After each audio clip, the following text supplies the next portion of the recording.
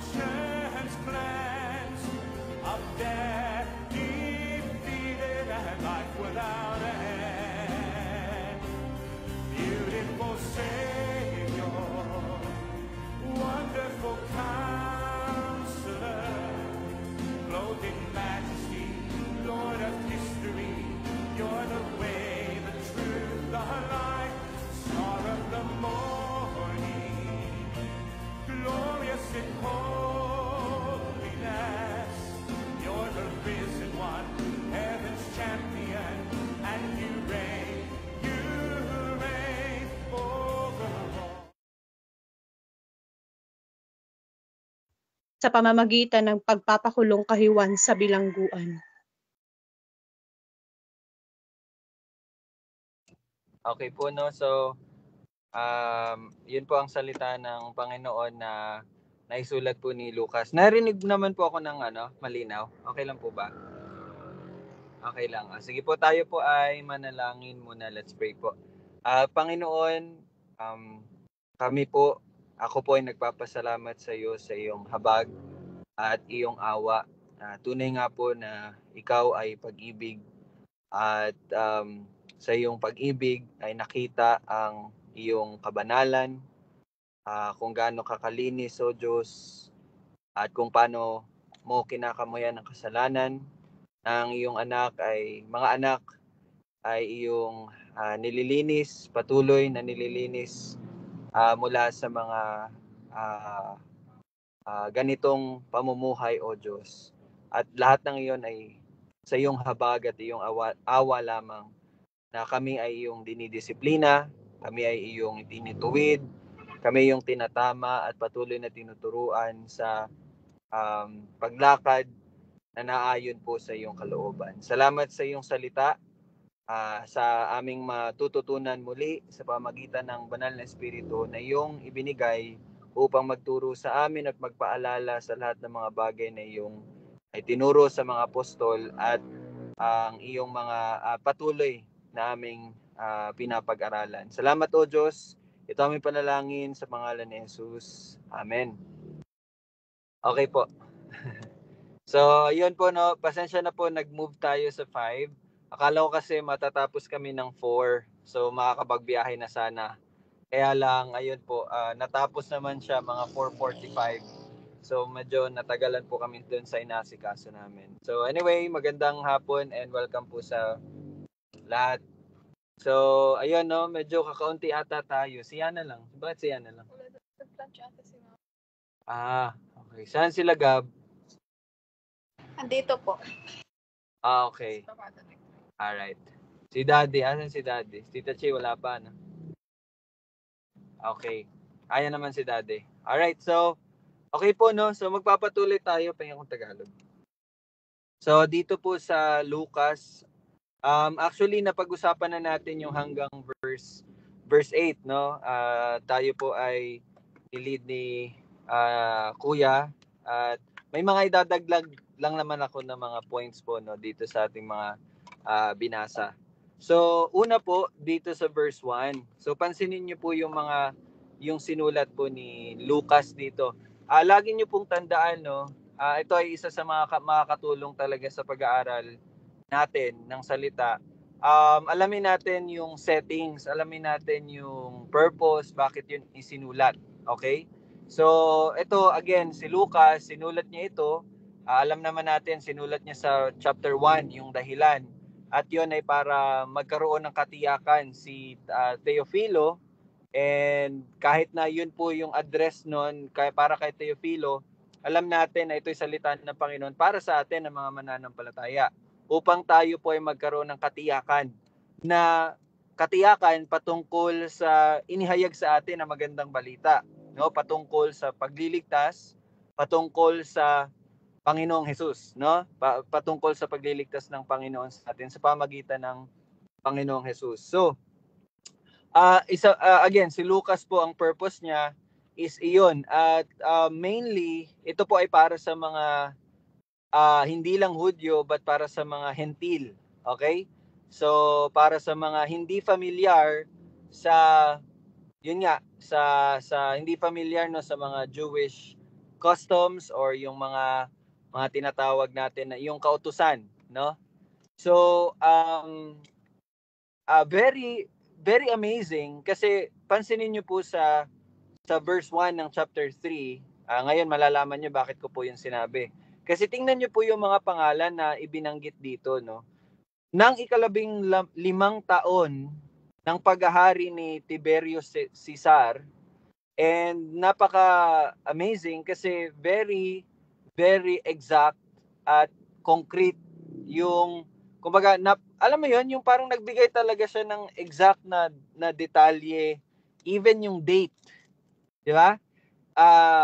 Even yung date sinali niya dito, and I think madalang natin ito makikita sa mga sulat ni Matthew, even ni John, even ni Mark.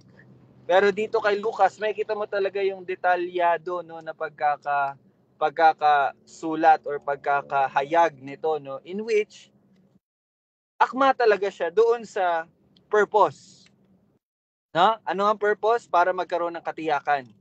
And isa sa mga bagay na magkakaroon tayo ng katiyakan is yun nga, yung mga smallest details, no?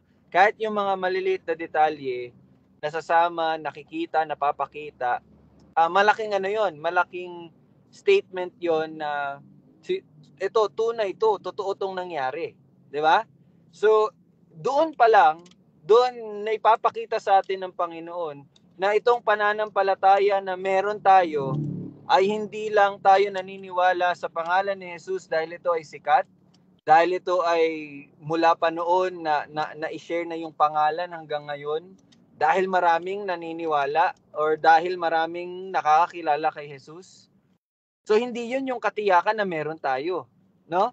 But dito pinapakita sa Panginoon natin na itong nangyaring ito ay tunay at totoo, no?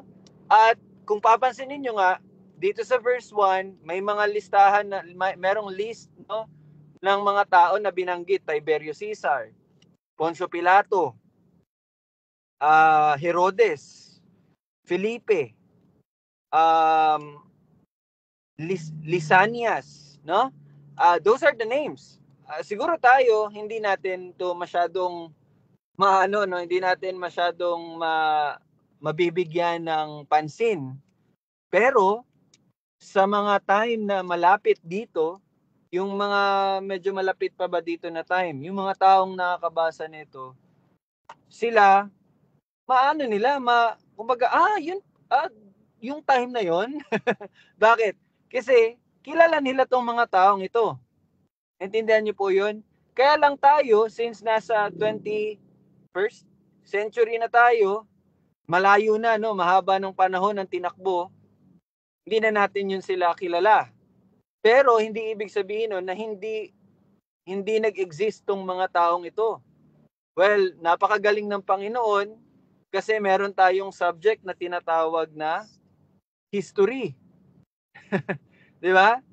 Inordain ng Panginoon na magkaroon ng history na kung saan itong may mga tao na mga expert sa pagsusulat ng mga nangyari nung una. 'Di ba?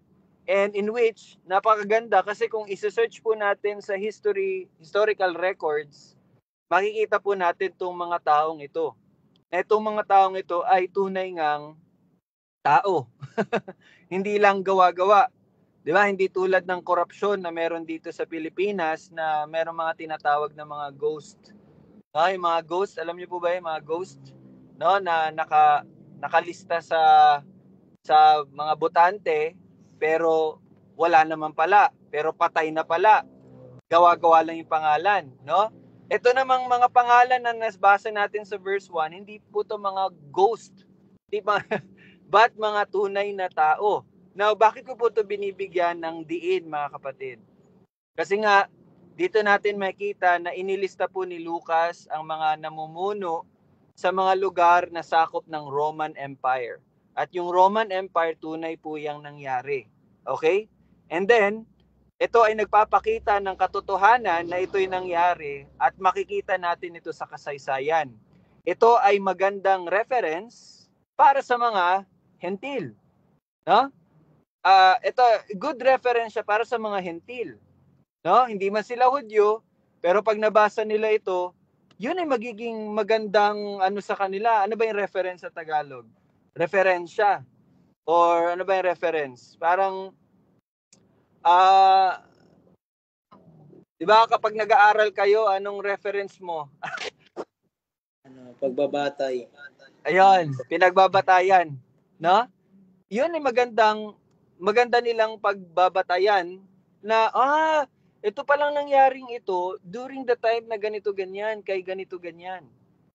In which, malaking tulong siya na, alam mo yun, mapakita sa bawat isa na yung mundong nilakaran ng Panginoong Hesus ay pareho ng mundo na nilalakaran natin.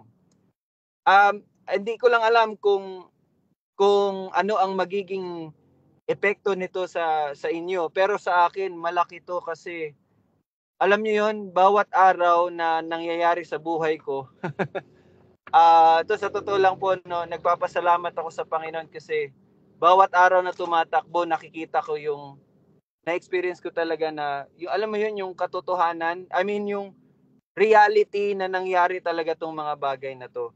Hindi ko lang siya ma-express sa words, no, pero for example, no, sa mga araw na nagdaan, na-experience ko talaga yung katotohanan ng habag at awa ng Panginoon. Yung grace, yung mercy niya, no, and yung pagiging compassionate ng Panginoon. And it really gives me great na encouragement to continue living for Him and to live only for Him. Ito, hindi ko hindi ko alam kung paano to mai-express na may share sa inyo, pero ito pa lang verse 1 will really show us na this is real. Ano, alam niyo itong taong ito, no, na tagapagligtas natin, He is real. No? He is real. Tunay to, totoo to. Kasi dumaan ako sa panahon na parang, alam mo yun, parang pinipilit mo na totoo. Hindi ko alam, no? Pero, for example, meron ba kayong kakilala na patay na? No? Pero nakita nyo, pero patay na. Although wala na siya, pero if naririnig niyo yung pangalan niya, alam mong totoo kasi nakita mo yung taong iyon eh. 'Di ba? 'Di ba? Totoo. And may time sa buhay ko na kumbaga, okay, Jesus Christ, pero alam mo, hindi ko ma-feel yung ganung pakiramdam. Kumbaga, merong time na parang iniisip ko na okay, mahabang panahon na yung nangyari. Pero ito, no, yun nga, yung sa mga nagdaang araw na nangyari sa buhay ko. And even itong verse 1, grabe talaga yung impact noon na it is real. Totoo to. No? Totoo to, mga kapatid. Totoo to. Sana gamitin niyo ng Panginoon yung salitang iyon, yung salitang totoo ito to encourage you na mamuhay para sa Panginoon lamang, no? Na patuloy na mamuhay para sa Kanya. And malaking tulong din po sa akin, no, yung pinapanood ko po na mga short films ng Heart Cry. Nagulat ako, no? And nagbigay talaga siya sa akin ng mas malawak pa na pag-unawa sa mga nangyayari sa mundo, at mas lalo na mas nakikita ko, mas lumawak yung pananaw ko sa kung paano kumilos ang Panginoon, kung paano magligtas ang Panginoon.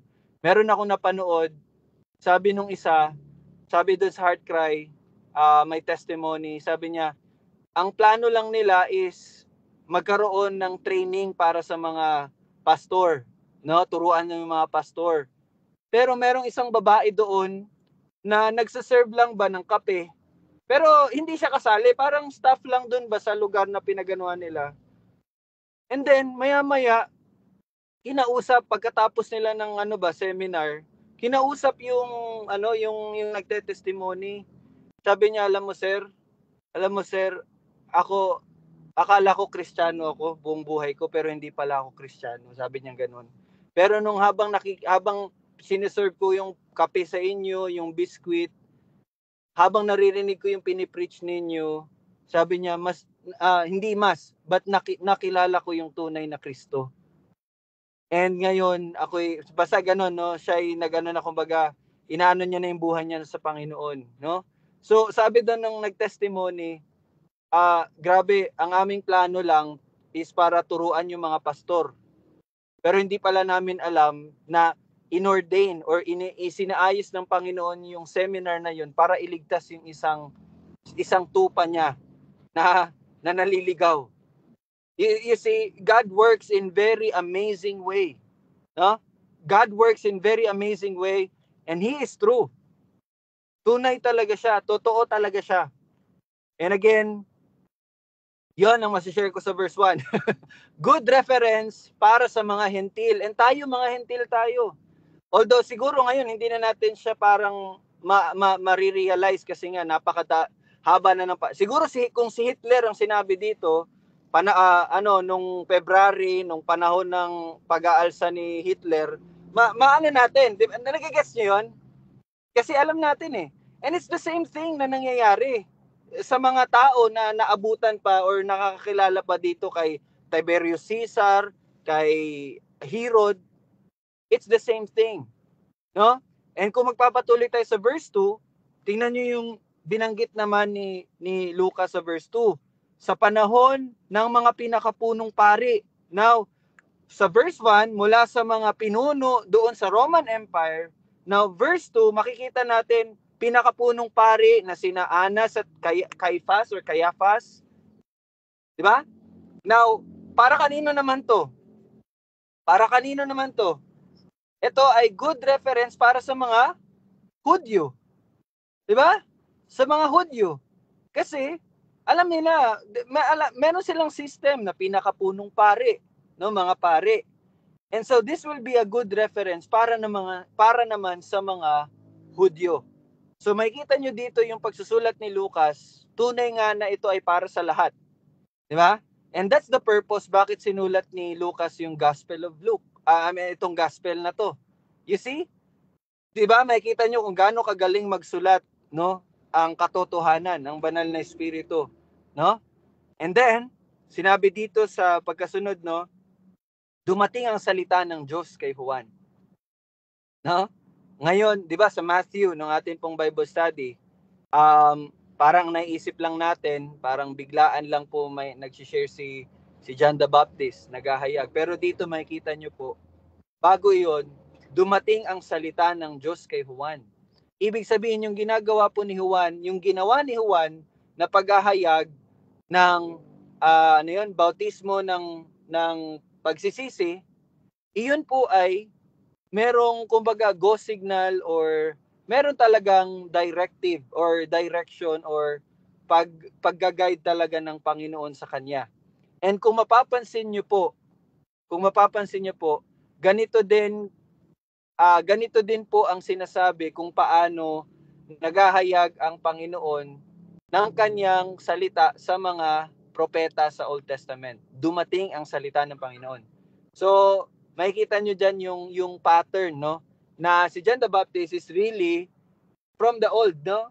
Kumbaga propeta from the Old Testament, kumbaga, para maano lang natin yung division, kumbaga.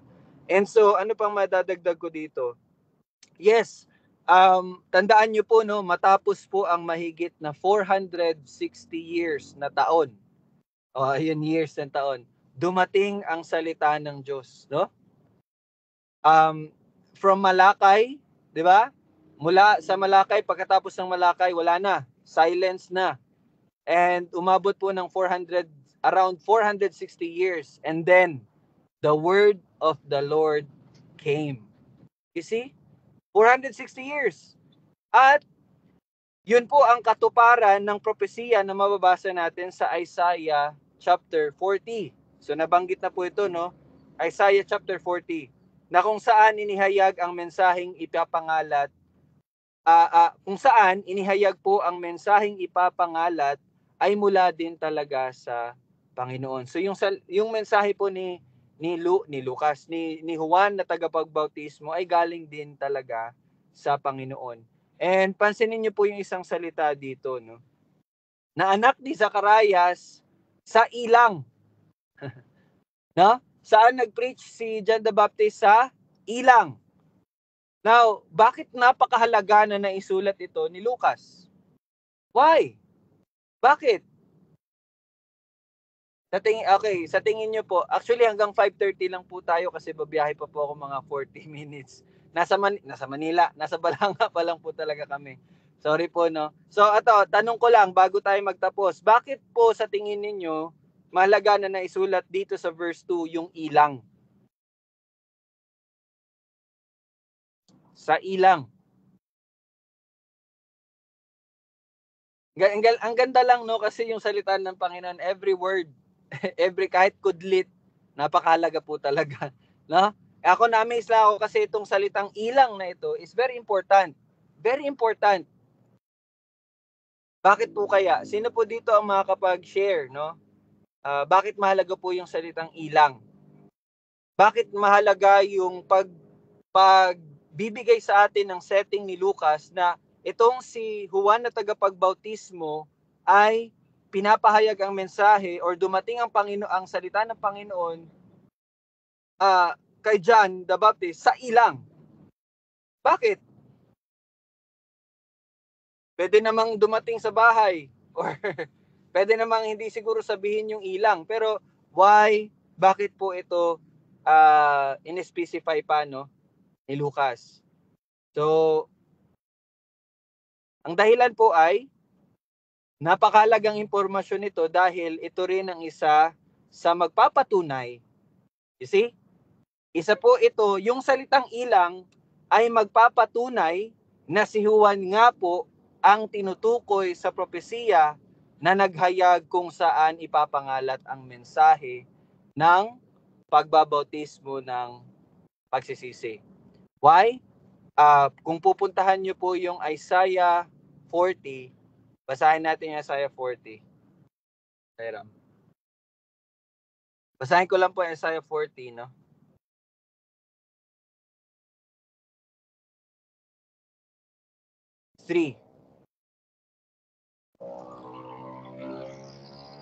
Teka lang po okay, sabi dito, no? Verse 3. Verse 3. Ang tinig ng isang sumisigaw, ihanda ninyo sa ilang ang daan ng Panginoon. Ihanda ninyo sa ilang ang daan ng Panginoon. Ako po, no, I was so amazed. Why? Grabe, sobrang accurate talaga ng salita ng Panginoon. You see? Kasi pwede naman na, okay, ihanda ang daan ng Panginoon. Pwede naman kasi walang lugar eh. Pwedeng walang lugar eh, di ba? Pero one thing that amazes me is that even in the old, sinabi ng Panginoon, ang tinig ng isang sumisigaw, ihanda ninyo sa ilang ang daan ng Panginoon. And anong sabi dyan sa verse 2? Dumating ang salita ng Panginoon kay Juan na anak ni Zacarias sa ilang, in which doon natin makikita yung setting kung saan po naghayag si Juan na tagapagbautismo ng mensahe ng pagsisisi, bautismo ng pagsisisi sa ilang. Very exact. Very exact. Yun ang Panginoon natin. Yun ang tunay na Panginoon. Di ba? He is very, kumbaga, accurate sa lahat ng kanyang mga sinasabi at lahat ng kanyang mga sinasabi ay totoo at tunay. Kaya, ewan ko lang po sa inyo, no? Pero ako habang inaaral ko po ito, ako talaga, no, I was so amazed. Sabi ko nga po, mula nitong mga nagdaang araw, nakikita ko talaga yung, yes, tunay po ang Diyos. Pero I myself can really testify na tunay talaga, no? Na kumbaga totoo talaga totoo talaga ang Panginoon. And He is very true to His words. No? So, hanggang verse 2 lang po muna tayo. Yun po yung gusto kong ma-share po sa inyo. And naway palakasin po kayo ng Panginoon sa mga nadagdag po na mga impormasyon or yung paghahayag no ng salita ng Panginoon. Mga kapatid, tunay po ang Diyos. No? Yung buhay natin, tunay yan na sa Kanya. Bawat araw na meron tayo, tunay po na kumikilos ang Diyos sa buhay natin. Okay? He is really working. Kaya magbigay na po kayo. Joke lang. Ginagaya ko lang sila Benihin. Joke lang po ha.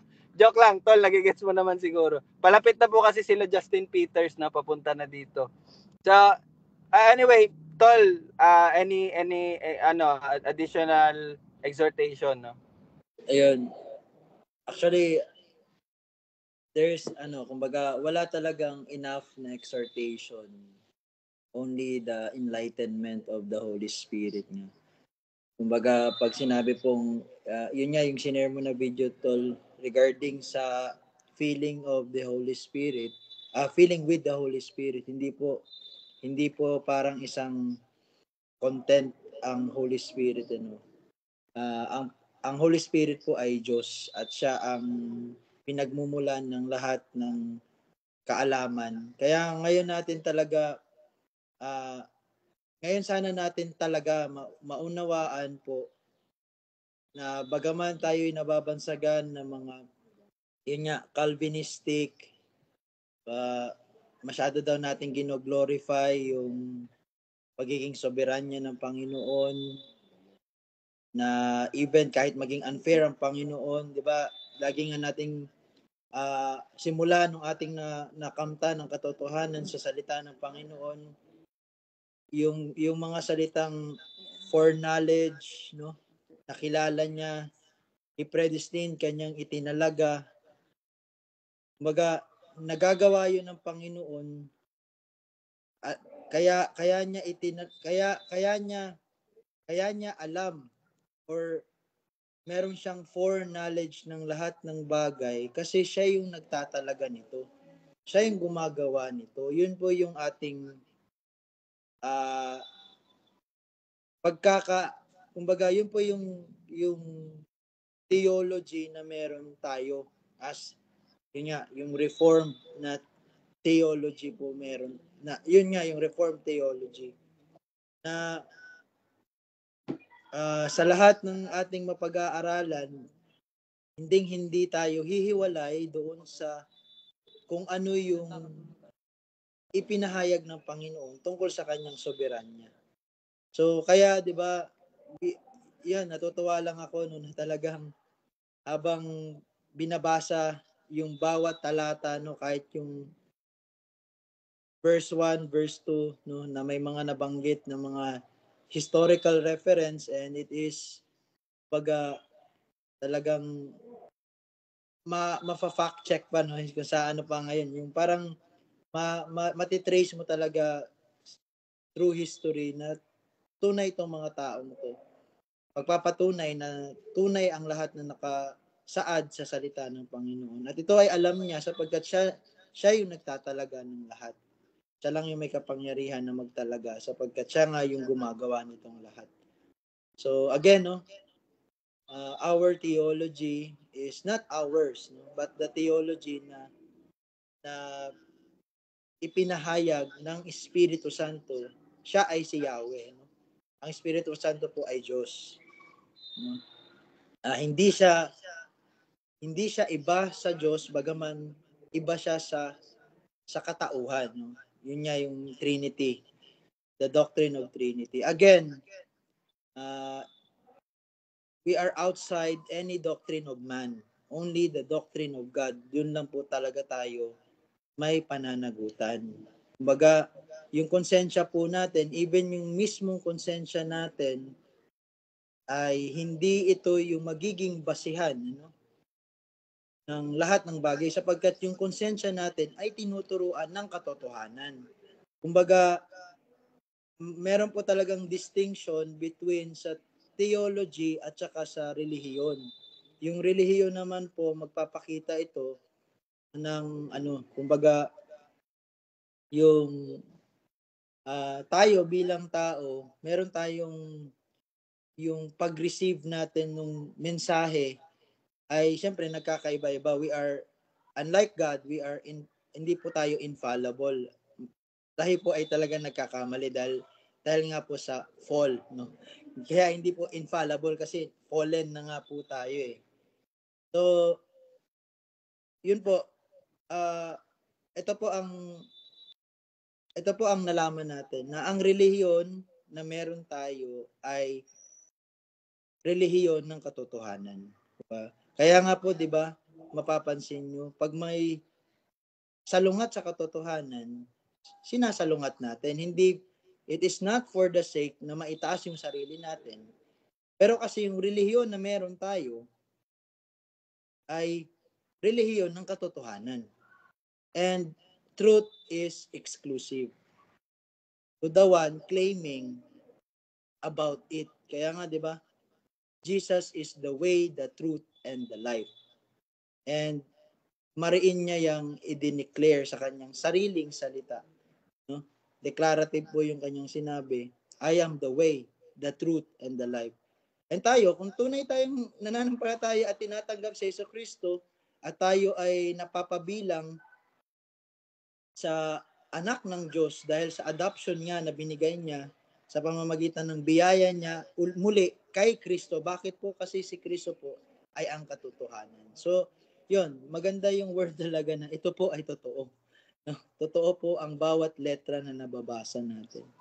At iyon ay kapanatagan sa natin. You know? Kasi nga, sabi nga dun sa Job no, na binasa natin, na ang buhay ng tao ay maikli at puno ng trouble sa Tagalog, kaguluhan. Pero kahit na magulo, no, kahit na magulo at alam natin, wala rin tayong ibang masisisi. Bakit magulo? Lahat ng pinagmumulan ng bagay, mabuti man o seemingly hindi mabuti kasi nga walang masama sa Panginoon. Lahat ng nanggagaling sa Kanya ay mabuti. Kung meron man pong kaguluhan, kasamaan, hindi po yun nag-originate sa Panginoon. Lahat po yun ay nag-originate dahil sa tao. No? Babalik po tayo sa foundation, no? Sa Genesis, no? Sa pinagmulan ng lahat. Yung kamatayan ay hindi natural. Okay? Hindi po talaga yan natural. Hindi po yan yung disenyo. Pero nagkaroon ng kamatayan, sinong sisisihin? Yung tao ba? Oo, pero ultimately, ang Panginoon. Kasi nga, dahil nagkasala tayo sa banal na Panginoon, hindi niya hayaan na hindi i-punish yun kasi nga banal siya. Kaya may kamatayan. Dahil may Panginoon.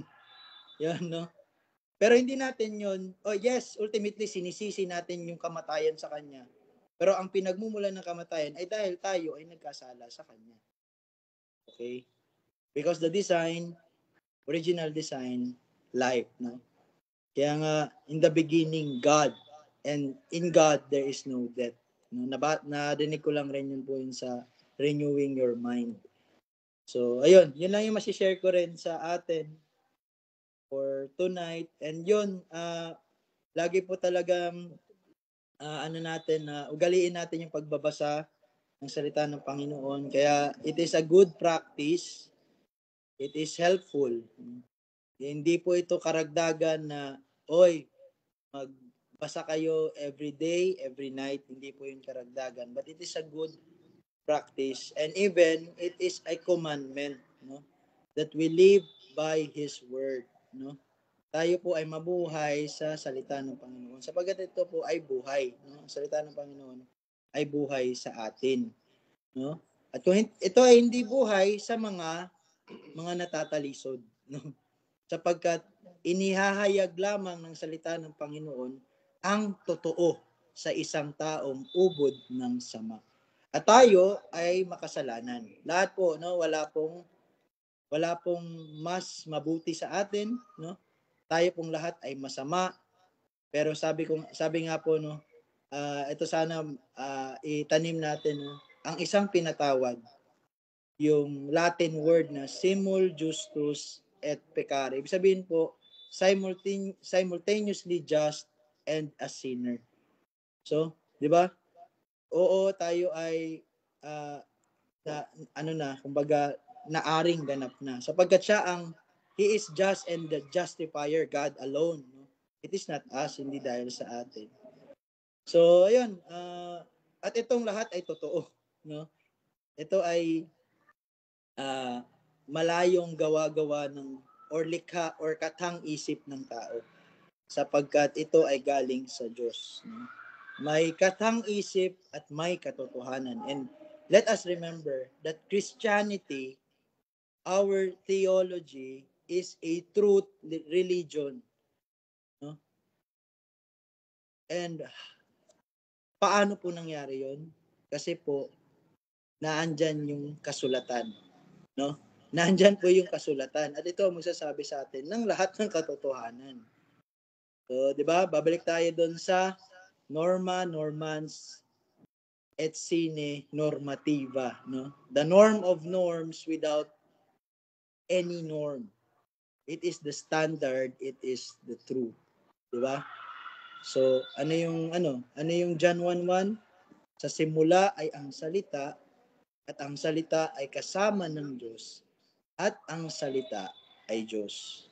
So, siguro naman nagiging malinaw sa atin na salita, sola scriptura. Yun yung nagdidikta ng ating teolohiya, no? Hindi natin gawa-gawa to, gusto nating gawing mabuti ang Diyos sa pananaw ng marami, no? Pinagtatanggol natin ng Diyos sa kanyang sarili, hindi po. Okay? Kung meron mang magtatanggol, siya yon. Kapag siya ang tagapagtanggol, no? Siya ang savior, okay? So yun, ako alam ko naman no, na ang bawat isa sa atin nakaka-receive noon dahil nga yung puso natin sponge na no? Ito ay nag-a-accumulate na ng salita ng Panginoon. Hindi tulad noon nung hindi pa tayo binago, ito ay ano yung description ng isang pusong hindi binago, no? May kalyo, matigas, nakakarinig ngunit hindi nakakaunawa, nakakapagmasid ngunit hindi nakakakita. Pero sa mga may pandinig, hayaan silang makinig. So, kaya nga po, mas napapadali po talaga yung buhay ng isang tagapagturo kung ang tinuturo niya ay hindi niya katuruan, kundi katuruan ng Panginoon. Katotohanan lamang, no? Magpapalaya sa ating bayan. Ano po yon? Jeremiah 29:11. For I know the plans I have for you, declares the Lord, plans to prosper you and not to harm you, plans to give you hope and a future. Yun po yung konteksto nun. No? Hindi po yun galing sa GMA. No? Copycat lamang po yung GMA ng katotohanan magpapalaya sa bayan. No? Ibig sabihin, dinideclare ng Panginoon, siya ang magpapalaya sa bayan. At sino ang kanyang bayan? Ito ba ang National Israel? Basahin niyo po yung Galatians, no, para malaman niyo na ito yung tunay na Israel. Israel sa pangako at hindi sa laman. Okay? So yun, talagang kung si Rael natututo doon sa mga ilang verses, ako naman natututo rin sa iba't ibang libro ng Panginoon na very universal. Pag sinabi pong one word. Kumbaga, it is one book. No? The God of the old is the God of the new covenant. So how amazing God is. No? Kaya, sana pag-ibig na lang ang isipin natin. No? Pero yun nga, ang tumutulong naman sa atin na pag-ibig ang maghari sa atin at yun ay pag-ibig kay Kristo. No? Kapagkat yun ang basihan ng iyong kaligtasan, yung pag-ibig mo. Sino bang iniibig mo? No? Hindi yung, paano mo nasabi, bakla ka nga. No? Hindi po yun. No? That's another side of the glass, side of the coin. No? Pero syempre, alam natin na walang nananatili sa kasalanan na pinatawad sa kasalanan. So yun lamang po.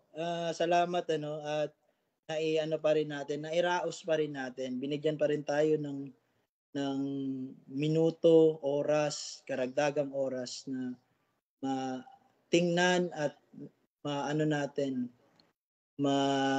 masilayan pa natin yung glory ng Panginoon. Hindi ko po sinasabi na pag namatay tayo, hindi na natin masisilayan. Pero hindi kasi yun yung katuruan ng katotohanan . Ang katuruan ay dito ngayon, no? Ay ang kaharian ng Diyos. Ang kaharian ng Diyos ay dati na, ngunit hindi pa, no? So, yun, napakaganda po. Sana po masaya kayong naririnig lahat ng mga bagay na yun. And ang atin lang dalangin sa bawat isa ay manatili, no? Sapagkat alam natin, no, perseverance of the saints, nananatili po ang lahat ng santo, no? Mali po yung katuruan ng Katoliko na sa kanila lang ang mga santo, no? Ikaw na may Espiritu Santo ay santo. Kaya nga po, 'di ba? Santo ka hindi dahil sa Katoliko, kundi dahil sa simbahan, kundi siya na ulo ng simbahan at ng iglesia, ang Espiritu Santo, si Jesucristo. Okay? So, ayun, baka may mai-add po kayo bago tayo mag-closing prayer. So, kung wala na, so, yun, ay encourage, no, sa bawat pamilya natin, parang mag-Bible reading tayo. Mamaya, Bible reading ulit. Kay Job pa rin, no? Verses, saan na ba tayo na? 19? 17 to 20 na po. Sige po. Dali ka na mag-close. Ako na mag-close. Sige, tayo po ay manalangin. Panginoon, tunay nga ang iyong habag at ito ay pinamalas mo sa amin sa pamamagitan ng bawat pahina na iyong iningatan at hindi mo hinayaan na ni isang kudlit ay mawala dito. Mawala na ang lahat, ang panahon at ang mundo, ngunit ni isang kudlit ay hindi mawawala. Bakit? Kasi ito ay ang buhay. Ikaw ay nakikilala namin sa pamamagitan ng iyong salita. At ito lamang ang meron kami na talagang dito lang namin maisasalig ang aming mga pananampalataya. Sabi mo mga po sa iyong salita sa Hebrews 1 na ang pananampalataya or ang faith, Panginoon, is the substance of things hoped for and the evidence of things unseen at hindi nakikita, Panginoon. Panginoon, ikaw lamang po ang may gawa ng lahat. Imposible po talaga ang buhay Kristiyano, Panginoon. Imposible. Pero ikaw bilang Diyos na gumagawa at nagbibiyaya ng iyong katotohanan at pananampalataya, ito ay iyong kaloob lamang. Ikaw, Diyos, sa iyo ay walang imposible, Panginoon. Kaya salamat, Panginoon, na ang aming pag-asa ay nasa iyo. Salamat, Panginoon, ang aming pananampalataya ay ang katauhan ng totoong taong si Jesucristo na noon ay namuhay ng walang dungis at siya ay hindi nakakakilala ng kasalanan at ginawang kasalanan upang kami ay maging katuwiran ng Diyos sa Kanya, Panginoon. Kaya nga po lahat ng aming panalangin, lahat ng aming hininga ay para sa namatay para sa amin. At yun ang aming Panginoong Jesucristo. Salamat, Panginoon, sa pag-iingat ng bawat santo. Ito po ang aming panalangin sa pangalan ni Jesus. Amen at amen. So yun, Bible reading naman po mamaya. Champion, and you reign.